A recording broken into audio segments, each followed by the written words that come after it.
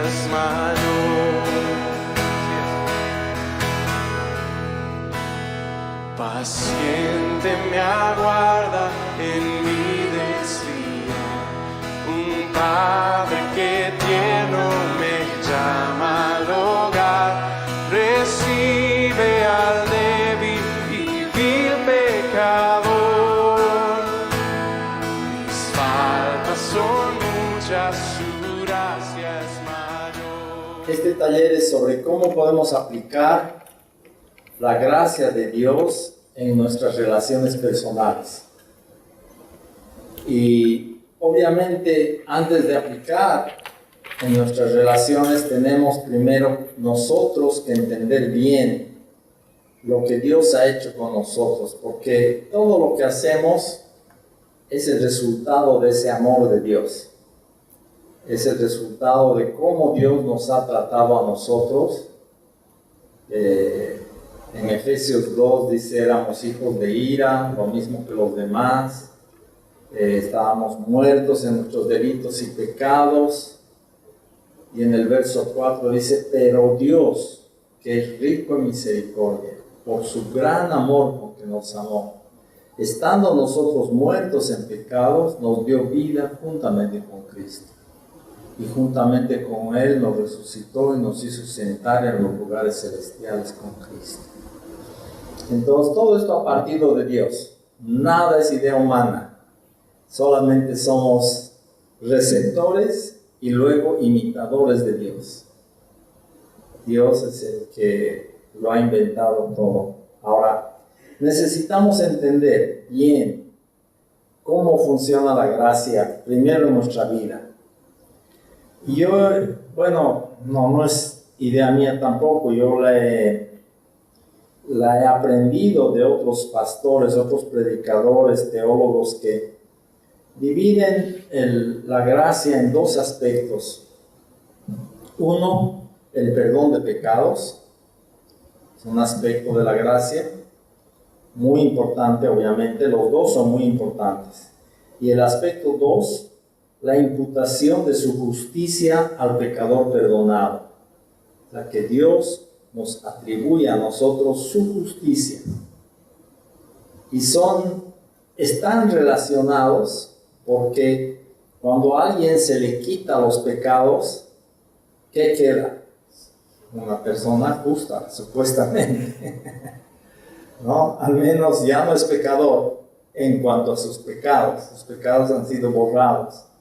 Nos queda una persona justa. Pero en nuestro caso, mientras estamos en este cuerpo caído, destituidos de la gloria de Dios, todavía producimos pecado en nuestra vida. Todavía está la presencia del pecado con nosotros. Ya no nos gobierna como nos gobernaba antes de conocer a Cristo. La palabra dice que éramos esclavos del pecado. El pecado hacía con nosotros como le parecía. Éramos esclavos, ¿no? Ya sea el alcohol, las drogas, la codicia, el sexo, lo que fuera. Éramos esclavos del pecado. Pero Cristo nos ha hecho libres de esa esclavitud y ahora sigue su presencia, aunque ya no somos esclavos, pero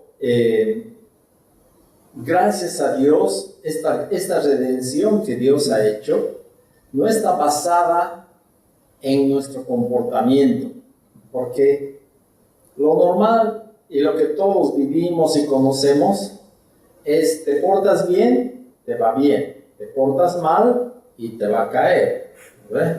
Hasta con los niños empezamos así. Y es un error, obviamente, es un error querer modificar el comportamiento de los hijos, solamente buscar el cambio externo sin hablar del corazón, sin hablar de un cambio del corazón. Ahora, aún así, Dios, el sistema de salvación que Él ha hecho, nos concede su justicia. Él nos da su justicia para que estemos delante de Él. son dos aspectos que son parte de la salvación. Primero, el perdón de pecados, nos limpia de nuestros pecados, los echa en lo profundo del mar, dice Malaquías, también los Salmos, ¿no? Los tiró de lo profundo del mar y no se acuerda más, no se acuerda de que se olvidó. Dios aparta nuestro pecado totalmente de nuestras vidas. Y la segunda parte, la imputación de su justicia, es muy importante porque eso es como vestirnos con la ropa de Jesús, con la justicia de Jesús.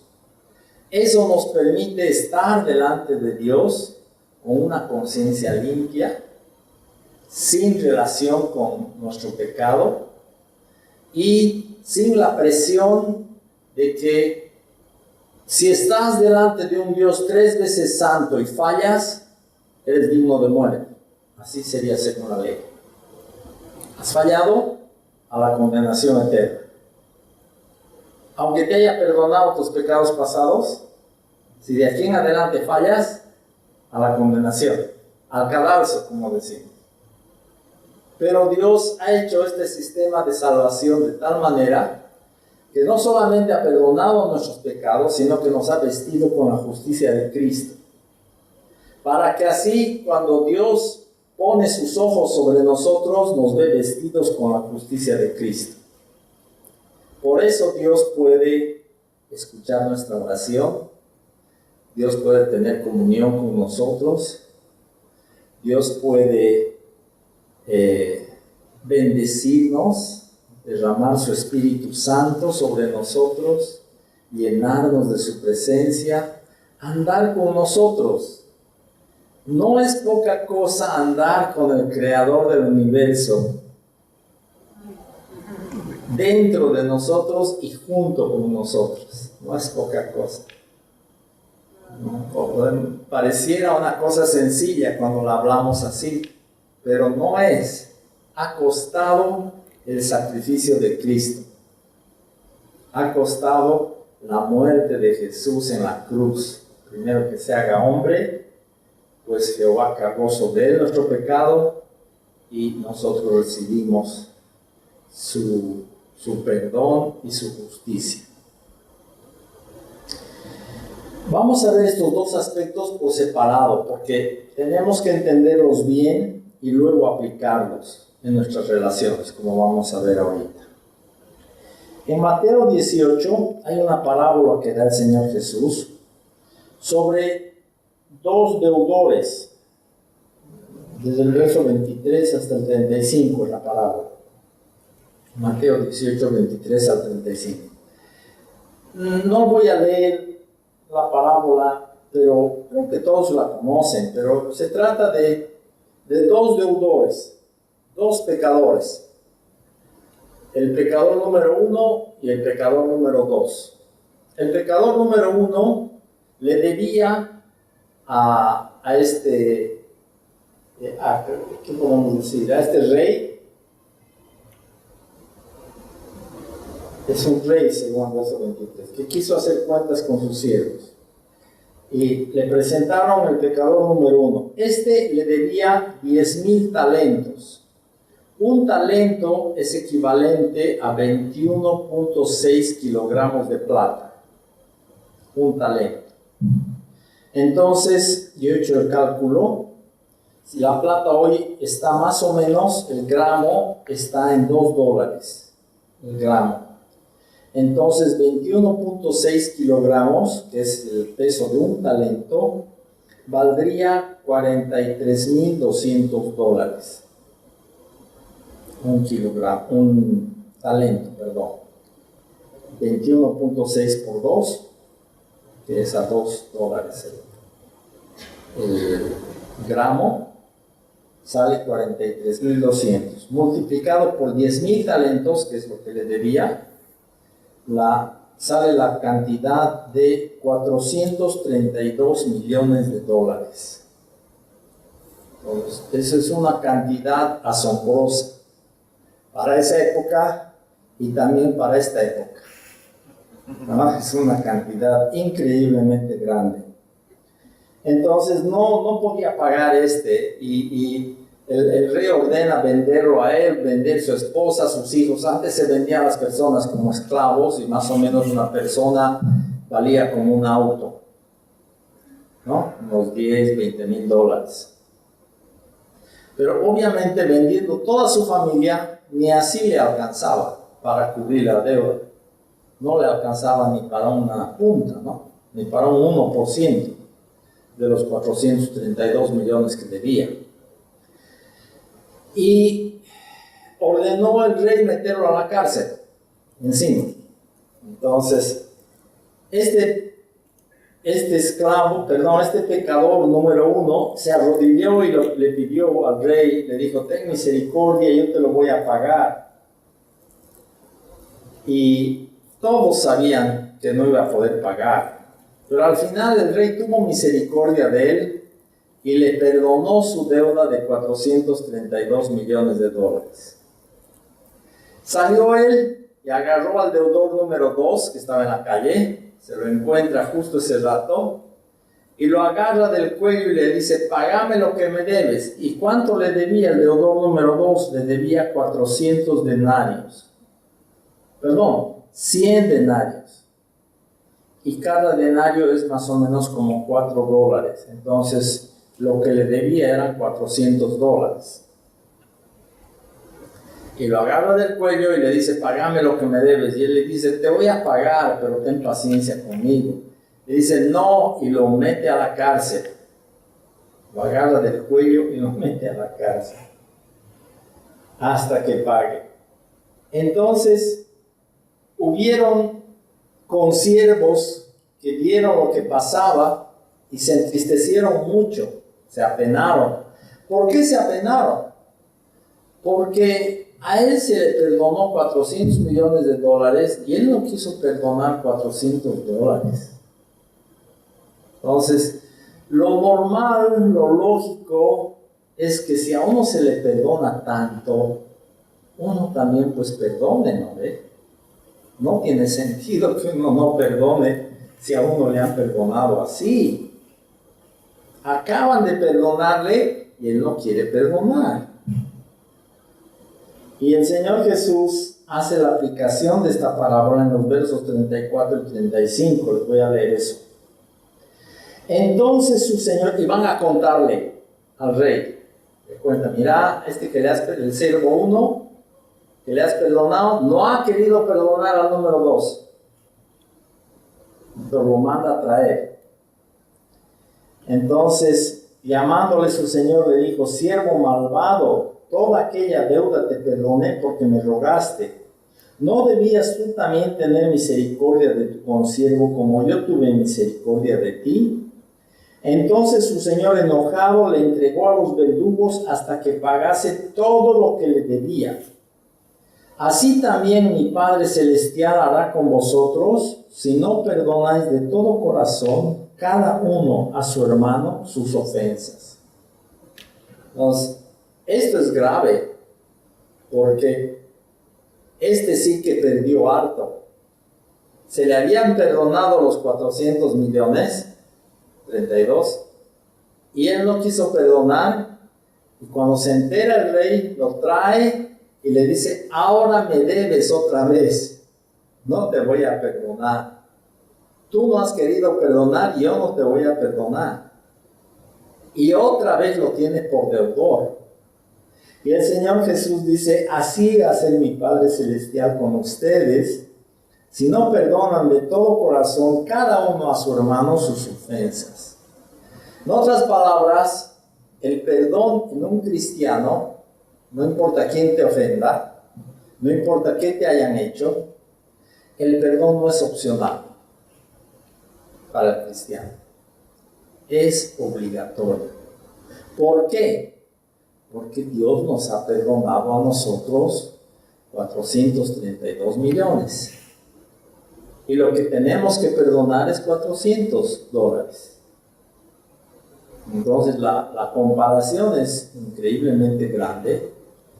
La distancia del perdón que hemos recibido con el perdón que tenemos que dar es muy grande. ¿Por qué? Porque nosotros, que somos el deudor número 1, hemos pecado contra el creador del universo. Hemos pecado contra un Dios 3 veces santo. Hemos pecado contra el único que tiene la autoridad de mandarnos al infierno. Hemos pecado contra un Dios que es todopoderoso, es la máxima autoridad del universo. Porque el pecado, para ver su gravedad, se considera contra quién es. Si tú insultas a un campesino en la calle, a no ser que tenga mucha plata, no vas a entrar a la cárcel. Pero si insultas al presidente, no importa quién sea, ahí sí, te pueden meter adentro. ¿No ves? O si le tiras un tomate, digamos, a alguien en la calle, ya lo vas a ensuciar, se va a enojar, no sé. Pero si haces eso con una autoridad, acabas en la cárcel seguramente. Te van a hacer un juicio, te van a meter adentro. Ahora, ¿qué tal si pecas contra la máxima autoridad? El creador del universo. Por eso este pecador, su deuda era 432 millones. Porque este rey está representando a Dios Todopoderoso. Contra él hemos pecado. Nuestro pecado no es contra ningún ser humano. Es contra nuestro creador, el autor de la vida, el dueño del universo, la máxima autoridad que existe. Contra él y su santidad hemos pecado. Por eso es de tal gravedad nuestro pecado y nuestra deuda es astronómica. Si Dios nos quisiera cobrar, estamos fritos. Estamos muy en problemas. Si Dios nos quisiera cobrar. Por eso son buenas noticias. El Evangelio es buenas noticias porque se nos ha perdonado una deuda gigantesca que lamentablemente ni nos damos cuenta del tamaño de nuestra deuda hasta que nos convertimos. Y eso, yo creo que muchos están desayunando ahora de saber qué tamaño de deuda tenían con Dios. ¿No? Pero son buenas noticias por el perdón que hemos recibido. Entonces, nuestra vida en cuanto a alguien, al aspecto de que alguien nos ofenda, de que alguien nos haga renegar, ustedes saben, muchos somos como fosforito, ¿no? Nos enojamos y nos resentimos rápidamente y algunos queremos ya alzar la mano y etcétera. Ya no sé cómo son cada uno de ustedes, pero yo conozco a algunos cristianos así, ¿no? Que rápidamente se enojan y ya están queriendo reventar la olla de presión. Facilito. Y todos somos pecadores, de la calidad del pecador número 1. Porque todos somos deudores ante Dios de una gran cantidad. Ahora, somos pecadores perdonados, pero como les dije, la presencia y la posibilidad del pecado están ahí en nuestra vida, porque estamos todavía en esta naturaleza caída. Entonces, ¿qué pasa cuando dos pecadores andan juntos? Porque si estuvieras solo en la punta del cerro, no hay problema. No habría conflicto con nadie, a no ser que te pelees con una piedra, alguna cosa así. Pero, ojo, como Jonás, que se enojó contra una planta que se le murió, ¿no? Pero, como estamos en una sociedad donde estamos rodeados de gente, ¿qué creen que va a pasar? Nosotros vamos a pecar contra alguien y alguien va a pecar contra nosotros. Esto pasa todo el tiempo, especialmente en el matrimonio, obviamente. Los que estamos matiné, tarde y noche juntos. Todo el día y a veces toda la noche. Entonces, obviamente, nuestro cónyuge es la persona que más pecado tiene que soportar de nosotros. A ver, la verdad. Ella, en mi caso, ella conoce todas las áreas de pecado de mi vida. Porque no puedo disimular viviendo con ella. Y después de 40 y tantos años de matrimonio, pero ella sabe todo lo que hago mal. Y sabe cuando me enojo, y sabe cuando me cuesta perdonar, y sabe cuando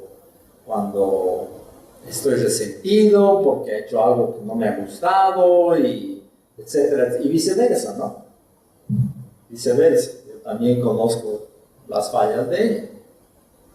Entonces, hermanos, el perdón tiene que ser parte de nuestro corazón, tiene que ser parte nuestra en nuestras relaciones.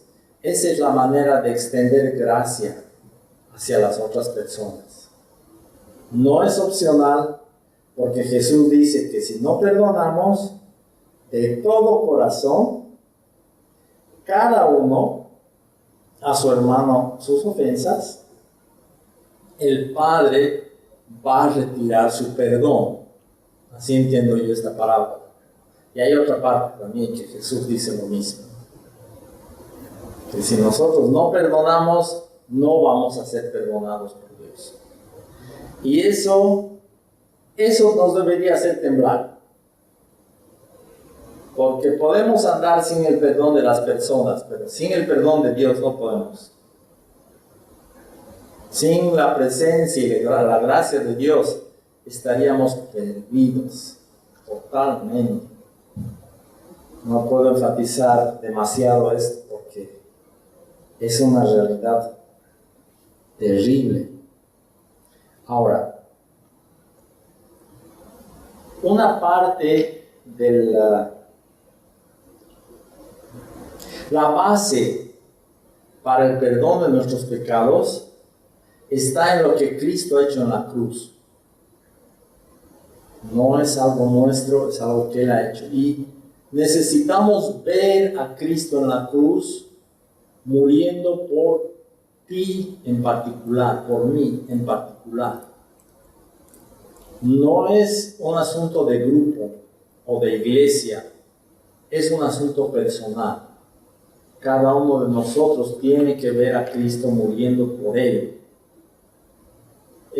Son tus pecados los que le han llevado a Cristo a la cruz. No son los pecados del otro. Son tus pecados.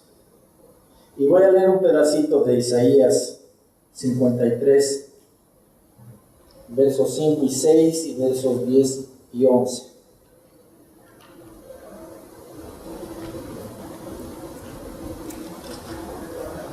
Isaías 53, 5 y 6 dice: mas Él, está hablando de Jesús, herido fue por nuestras rebeliones, molido por nuestros pecados. El castigo de nuestra paz fue sobre Él, y por su llaga fuimos nosotros curados. Todos nosotros nos descarriamos como ovejas, cada cual se apartó por su camino. Mas Jehová cargó en él el pecado de todos nosotros. Verso 10. Con todo eso, Jehová quiso quebrantarlo, sujetándole a padecimiento. Cuando haya puesto su vida en expiación por el pecado, verá linaje, vivirá por largos días. Y la voluntad de Jehová será en su mano prosperada. Verá el fruto de la aflicción de su alma y quedará satisfecho. Por su conocimiento justificará mi siervo justo a muchos y llevará las iniquidades de ellos. Aquí está muy claro cómo es que nuestros pecados han sido perdonados. Jehová ha cargado sobre su Hijo todos nuestros pecados. Ha querido quebrantarlo porque la ira de Dios que tenía que caer sobre nosotros ha caído sobre Él y Jesús ha sido apartado del Padre.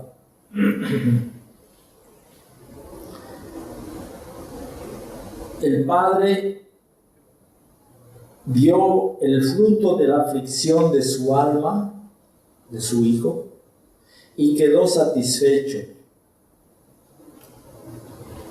En otras palabras, Jesucristo fue la expiación perfecta de un Cordero Santo, limpio por nuestros pecados. Y eso satisfizo el corazón de Dios. El Padre aceptó el sacrificio del Hijo, lo recibió como si fuera nuestro sacrificio. Y por ese sacrificio fuimos perdonados. Entonces, esta es la esencia del Evangelio, obviamente. Y entender esto nos tiene que mover el corazón para que nosotros también perdonemos, sin cobrar. Porque cuando alguien hace algo que nos ofende, generalmente queremos cobrar, venganza. Queremos que pague por lo que nos ha hecho. Pero aquí Jesús ha pagado.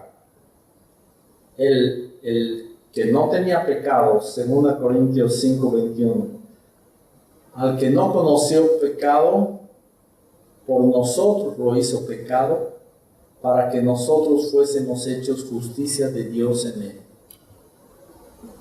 A Jesucristo, el Padre lo hizo pecado en la cruz, para que nosotros seamos hechos la justicia de Dios en él. Ahora, no es opcional. Si no perdonamos, vamos a perder nuestro perdón y vamos a quedar como deudores. No es opcional. Tiene que ser parte de nuestra vida. Y el segundo aspecto de la imputación de su justicia al pecador perdonado, primero entenderemos bien lo que Dios ha hecho con nosotros. En Romanos capítulo 3, versos 21 al 26, habla de la justicia de Dios que se ha manifestado a través de la obra de Cristo.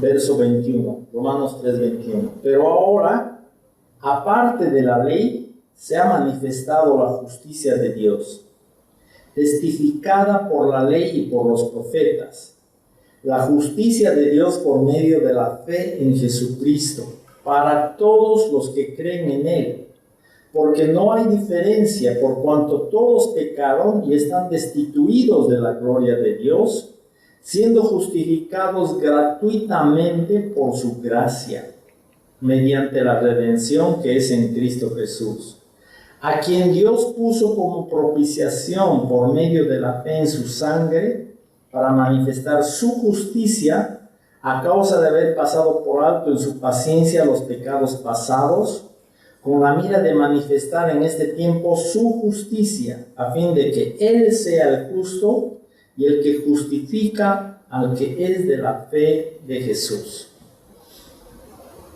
Entonces, esta parte nos explica claramente que esta justicia de Dios se ha manifestado. La justicia de Dios se manifiesta en la vida de las personas. No se manifiesta en el aire. Porque la justicia es una manera de vivir, el resultado de una manera de vivir.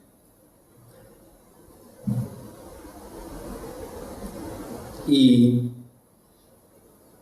no se manifiesta en el aire, se manifiesta en el comportamiento de alguien. En este caso, se ha manifestado la justicia de Dios. ¿Cuándo? Porque si nunca lo vemos a Dios, no podemos ver su justicia. Se ha manifestado cuando Jesús ha venido a este planeta y ha vivido la justicia de Dios delante de nosotros. Los 4 evangelios nos hablan de la justicia de Dios a través de Cristo. Ahí se ha manifestado. Y ahora esta justicia está disponible para todo el que cree. Por eso dice, por medio de la fe en Jesucristo. Para todos los que creen en Él, porque no hay diferencia. Todos pecaron, están destituidos de la gloria de Dios, siendo justificados gratuitamente por su gracia. ¿Por qué enfatiza gratuitamente? Porque para que alguien sea justificado, necesitan que le hayan cobrado lo que debía por sus pecados. Es una cuestión legal, contable. Hay contabilidad espiritual, ¿ustedes sabían?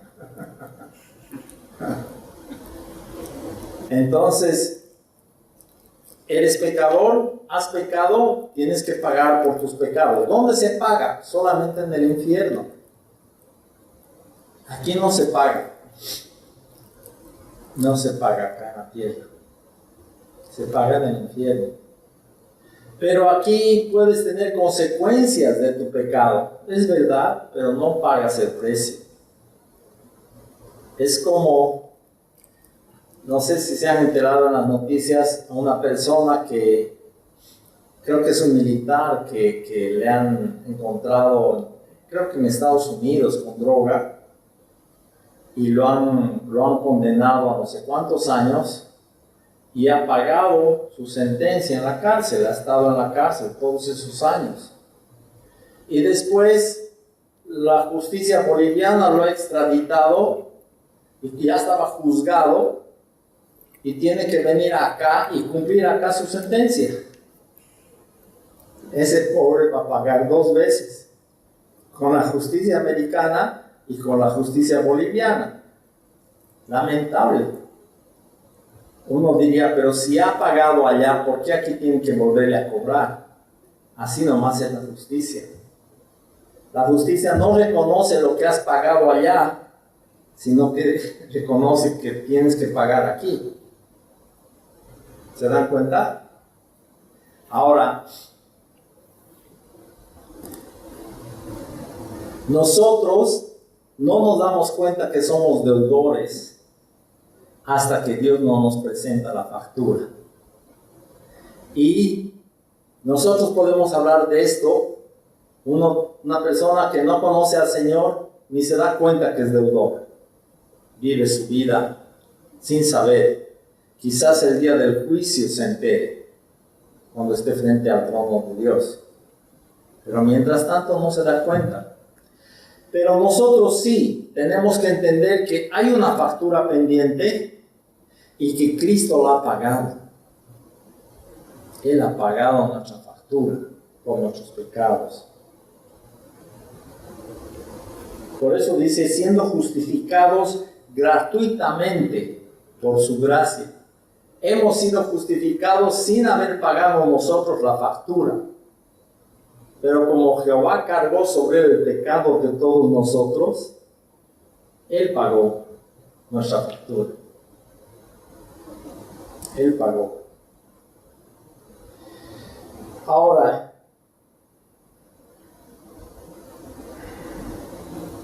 ponerle como propiciación significa pago.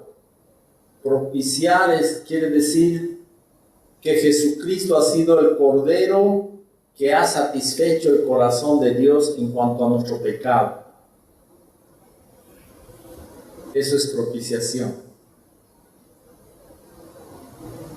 Por medio de la fe en su sangre, para manifestar su justicia, a a causa de haber pasado por alto en su paciencia los pecados pasados, con la mira de manifestar en este tiempo su justicia.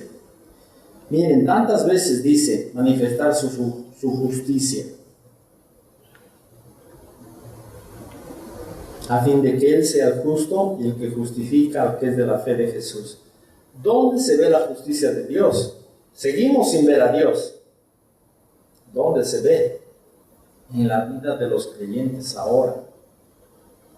Nosotros somos llamados a mostrar la justicia de Dios aquí en la tierra. Y en Efesios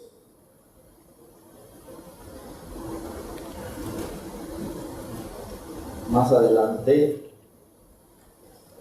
se nos llama a imitar a Dios en cuanto a la justificación. Nosotros también podemos participar de la justificación de otras personas. Así como Dios nos ha perdonado y nos llama a nosotros a perdonar, así como Dios nos declara justos sin que lo merezcamos, también nos llama a declarar justas a otras personas. Esos son los dos aspectos de la gracia que podemos aplicar en nuestras relaciones.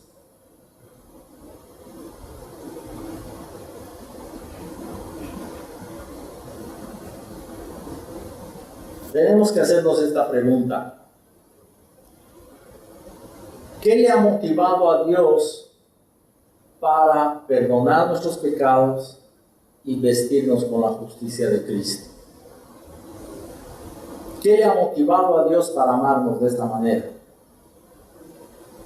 La Biblia dice que no ha sido nada nuestro. Y entonces, si no ha sido cosa nuestra, si no era que nosotros éramos tan lindos, tan dignos de amar, de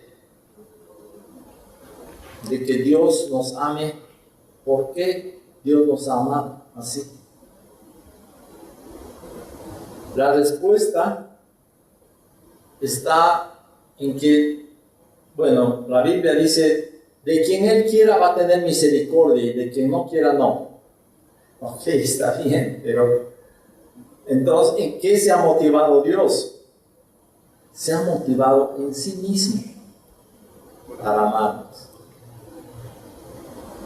Ha amado a personas que no eran mejores que los otros, los que ha querido rescatar, simplemente porque Él ha querido amar. Se ha motivado en sí mismo para amarnos y expresarnos, extendernos su gracia, darnos su perdón y vestirnos con la justicia de Cristo. En sí mismo se ha motivado. Ahora les hago la siguiente pregunta. Entonces, cuando vamos a amar a alguien con el amor de Dios, el amor ágape, que es el amor sacrificial, ¿en qué debemos motivarnos para amar? Lo normal es, en el mundo, bueno, si me gusta, si me trata bien, si me siento bien, puedo escoger amar, y si no, no. Pero no ese es el tipo de amor de Dios. Y la palabra nos manda a ser imitadores de Dios. Les voy a leer Efesios 5, 1 y 2. Dice, sed pues imitadores de Dios como hijos amados, y andad en amor, como también Cristo nos amó y se entregó a sí mismo por nosotros, ofrenda y sacrificio a Dios en olor fragante. Entonces, ¿en qué tenemos que motivarnos para amar? Si Dios se motivó en sí mismo, nosotros también tenemos que motivarnos en nosotros mismos para amar a otra persona con el amor de Dios. En otras palabras, tiene que ser un amor que no depende del desempeño de la persona. ¿Vale? Generalmente les decimos a nuestros hijos, te portas mal y ya no te voy a querer. Pero eso no es bíblico. Porque a los hijos debemos amarles, se porten bien o se porten mal. Hay veces que amar a los hijos es reprenderles. Hay veces que amar a los hijos es limitarles su libertad cuando es para mal. ¿No ve? Cuando quieren usar su libertad para mal y todavía están bajo nuestra tutela, tenemos que estorbarles, dice la Biblia. Estorbar su pecado. Pero es una forma de amor. Me importa tanto tu vida que no te voy a dejar pecar como tú quieres. Dios hace eso con nosotros también. Nos ama así. ¿No ve? Si Dios nos dejara sin disciplina, dicen Hebreos, entonces somos bastardos y no hijos. Dios no nos deja sin disciplina, Él nos corrige porque es un Padre amoroso.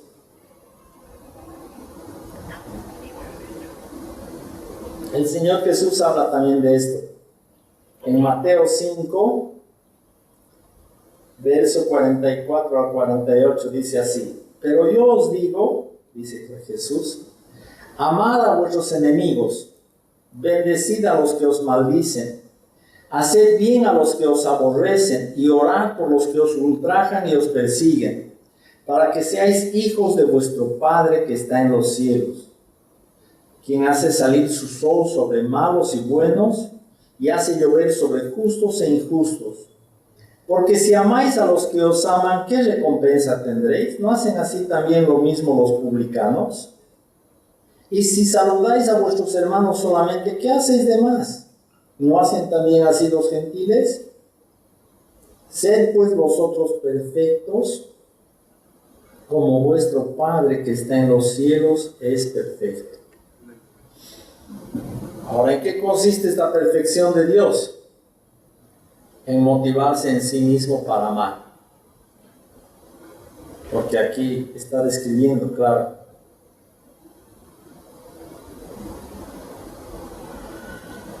Dios hace salir su sol sobre malos y buenos. Hace llover sobre justos e injustos. En Romanos 9,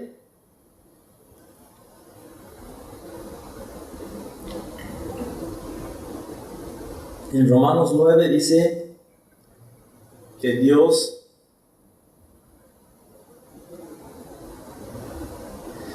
soporta con paciencia la vida de los pecadores, de los que no van a ser salvos, y aguanta, les soporta que vivan en este planeta en pecado y en rebeldía contra Él. Cualquier otro podía liquidarlos, ¿no? Hacerlos desaparecer, pero Dios es paciente, no queriendo que nadie perezca. Él es paciente y soporta los vasos preparados para condenación durante su vida aquí en la tierra. Es su prerrogativa.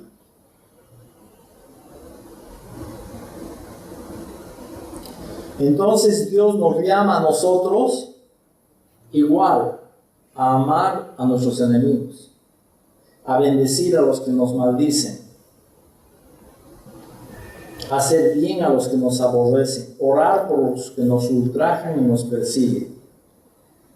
Si Dios nos llama a hacer esto con los que no son creyentes, ¿qué piensan ustedes de los creyentes? Igual. Más todavía, ¿no? Hacer bien a los de la familia. Porque si aman a los que les aman, ¿qué recompensa tendrán? ¿No hacen lo mismo los publicanos? Si saludan a sus hermanos solamente, ¿qué hacen de más? ¿No hacen lo mismo los gentiles? Sean pues ustedes perfectos como vuestro Padre que está en los cielos es perfecto. La perfección de Dios está en amar a los no amables, a los aborrecibles. Ahí está la perfección de Dios. Y nosotros hemos sido amados así. Nosotros éramos aborrecibles. ¿No ve? Hay un grupo en las castas de India. El grupo de más abajo se llama los intocables. No sé si han escuchado. Uno de la casta superior no puede tocar a uno de los de la casta inferior porque se contaminaría. Y eso un poquito describe, digo un poquito porque la diferencia es mucho más grande entre Dios y nosotros. Nosotros éramos como esos intocables, que Dios, un Dios santo, jamás debería acercarse ni tocar. Como Jesús que andaba con los pecadores, comía con ellos y tenía comunión, si vale el término, con personas que la mayoría de la sociedad hubiera rechazado, como esa mujer que la encuentran en pleno acto de prostitución, si vale el término, o la mujer del pozo, la samaritana, que venía al mediodía cuando nadie venía al pozo, porque ella se sentía rechazada por la sociedad. Y el Señor Jesús a esa mujer va y le dice: yo soy el Mesías. Le da su revelación a esa mujer. O como Dios que rescata a Rahab de Jericó, una prostituta, y forma parte de la ascendencia del rey David y Jesús. Más adelante. El Señor ama, toca a los intocables, y a nosotros nos toca amar de esa manera para que seamos hijos de Dios. Seamos nosotros también como Él es, imitadores de Dios. En Efesios 5, 25 al 29, habla a los maridos sobre cómo amar a la esposa y lo compara con el amor de Cristo. Dice: maridos, amad a vuestras mujeres, así como Cristo amó a la iglesia y se entregó a sí mismo por ella, para santificarla, habiéndola purificado en el lavamiento del agua por la palabra, a fin de presentársela a sí mismo una iglesia gloriosa, que no tuviese mancha, ni arruga, ni cosa semejante, sino que fuese santa y sin mancha. Así también los maridos deben amar a sus mujeres como a sus mismos cuerpos, porque el que ama a su mujer a sí mismo se ama, porque nadie aborreció jamás a su propia carne, sino que la sustenta y la cuida, como también Cristo a la iglesia. ¿Se puede dar un mandato sobre el amor? Por mandato de Dios tienes que amar. No dice más bien Corín Tellado, ¿quién manda sobre su corazón?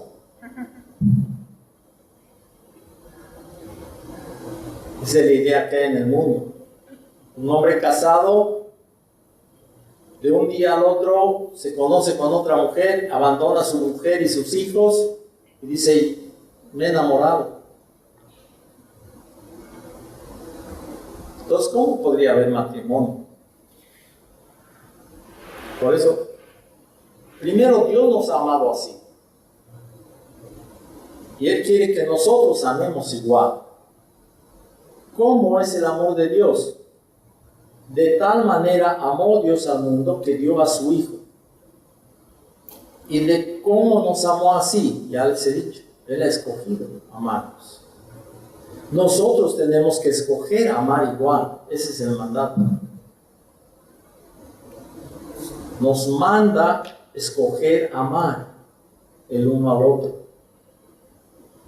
No es por sentimiento ni es por emoción. Puede ser que tenga sentimientos y emociones, pero no es eso lo que puede motivar mi amor. El amor tiene que ser motivado por una decisión de mi corazón de amar.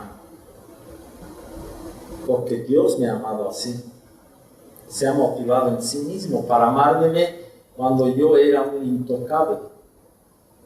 Uno que no merecía ser tocado por Dios, obviamente. Con Jesús los fariseos se rayaban de que vaya a tocar a los leprosos, por ejemplo. O les toque los ojos a los ciegos. y él escupa y haga barrito y les toque los ojos. Yo me imagino la cara del fariseo, guácala. Pero sanó. El ciego sanó. Fue a lavarse y volvió sano, bien. Dios se deleita en tocar y alcanzar los intocables. Y hermanos, nosotros somos llamados a amar de esa manera. Entonces, ¿se imaginan cómo nos ve, cómo nos ha visto Dios antes de la redención en Cristo? Si hubiera una radiografía que mostrara espiritualmente el estado de cada uno, ¿cómo nos hubiera visto Dios? Terriblemente sucios, ¿no? La diferencia entre nosotros y un gusano no es nada con la forma en que Dios ve al pecador lleno de iniquidad y de maldad y de rebeldía, realmente como un bicho muy feo como para aplastarlo. Pero nos ha amado en esa condición. Por eso ha mandado a su Hijo a morir por nosotros y ha cargado sobre él nuestro pecado. Y él ha sido molido por nuestra salvación, por nuestro perdón. Ahora, hermanos, ¿cómo ves tú a la persona con la que más conflicto tienes? No me digas quién es, pero tú sabes.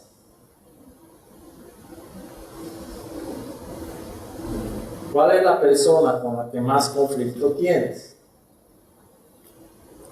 ¿Cómo le ves cuando te está haciendo renegar? Cuando ha hecho algo que no te gusta. Cuando estás enojado. ¿Cómo le ves? ¿Qué quiere Dios de nosotros? Quiere que escojamos verle con ojos de amor.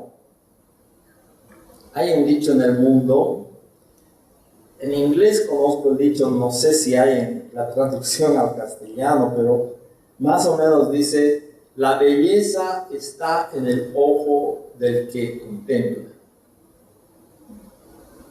Beauty is in the eye of the beholder. La belleza está en el ojo, los ojos del que contempla. Uno puede pasar delante de un cuadro que le puede parecer interesante, pero no es gran cosa, ¿no? Uno podría decir, yo podría pintar algo mejor que eso. Pero un conocedor de arte pasa delante de ese cuadro y dice, pucha, este Picasso lo que ha hecho es increíble, ¿no? Y uno que vende arte diría, pucha, este cuadro vale $50 millones. Y nosotros no pensaríamos mucho. ¿Por cuál es la diferencia? Está en los ojos del que mira. Ahora, a pesar de nuestra iniquidad y nuestro pecado y nuestra rebeldía, Dios nos ha visto con ojos de amor, al punto de amarnos lo suficiente para poner la vida de su Hijo para rescatarnos. Ese es un amor muy grande.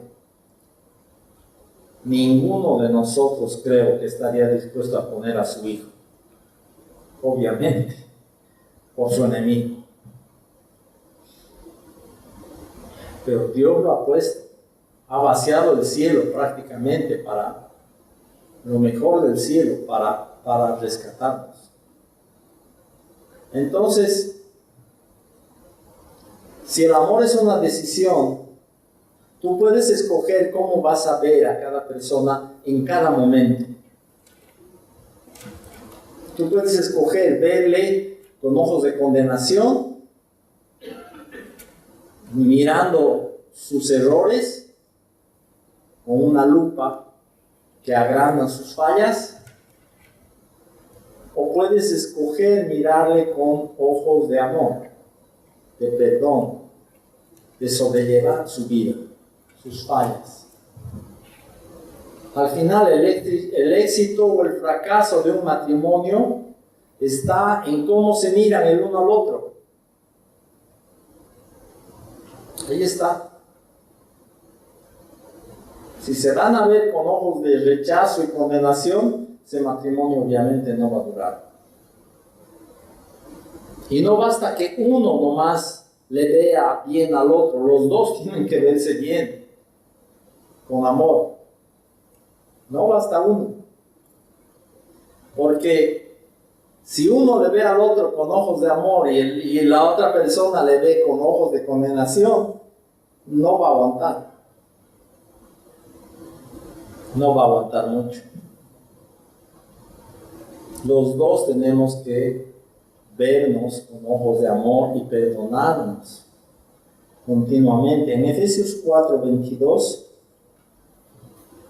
está la aplicación de esto que estamos viendo, que es obviamente un fruto de vivir el Evangelio. En cuanto a la pasada manera de vivir, despojaos del viejo hombre, Efesios 4:22, que está viciado conforme a los deseos engañosos, y renovaos en el espíritu de vuestra mente, vestidos del nuevo hombre, creado según Dios, en la justicia y santidad de la verdad, por lo cual, desechando la mentira, hablad verdad cada uno con su prójimo, porque somos miembros los unos de los otros. Airaos, pero no pequéis, no se ponga el sol sobre vuestro enojo, ni deis lugar al diablo. El que hurtaba no hurte más, sino trabaje haciendo con sus manos lo que es bueno, para que tenga que compartir con el que padece necesidad. Ninguna palabra corrompida salga de vuestra boca, sino la que sea buena para la necesaria edificación, a fin de dar gracia a los oyentes. Y no contristéis al Espíritu Santo de Dios, con el cual fuisteis sellados para el día de la redención. Quítense de vosotros toda amargura, enojo, ira, gritería y maledicencia y toda malicia.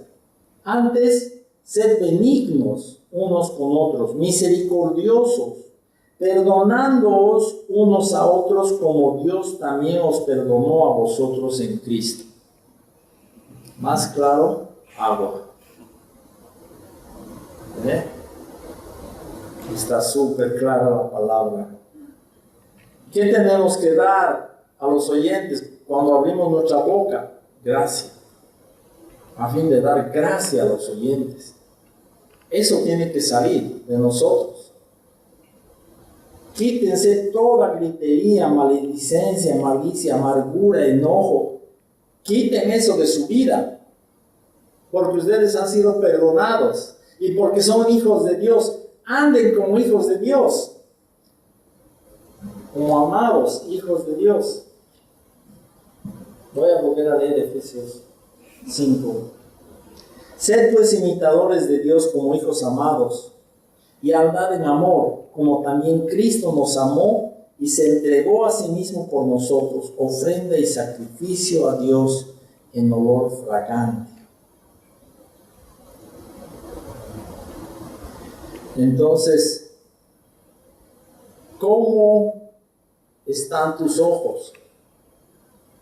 ¿Cómo está tu mirada hacia las personas, hacia la persona con la que más conflicto tienes? ¿Cómo le miras? Y generalmente, por ejemplo, en un matrimonio, al principio le miramos bien, pero después, a medida que pasa el tiempo y se hace más patente nuestro conflicto, el pecado de la otra persona, ya empezamos a flaquear y ya no vemos con ojos de amor. Y entra la rutina y ya le vemos sus fallas, sus errores. Y algunos sacan su lupa para mirar agrandado los errores, las fallas. Miren, hay un verso en la palabra, dice, si Dios mirara en nuestros pecados, ¿quién podría mantenerse en pie? La respuesta es nadie. Nadie podría mantenerse en pie. Pero Dios, en Él hay perdón. Pero en ti hay perdón para que sea reverenciado. O sea, Dios nos perdona nuestros pecados y nuestras ofensas y nos mira con misericordia, con gracia. Quiere que extendamos esa misma gracia hacia los demás. Gloria a Dios, su gracia es mayor, sus misericordias hoy nuevas son, mis faltas son muchas, su gracia es mayor. Gloria a Dios. Gloria a Dios. Su gracia es mayor.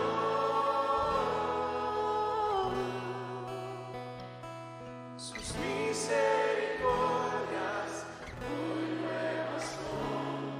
Mis faltas son muchas. Su gracia es mayor.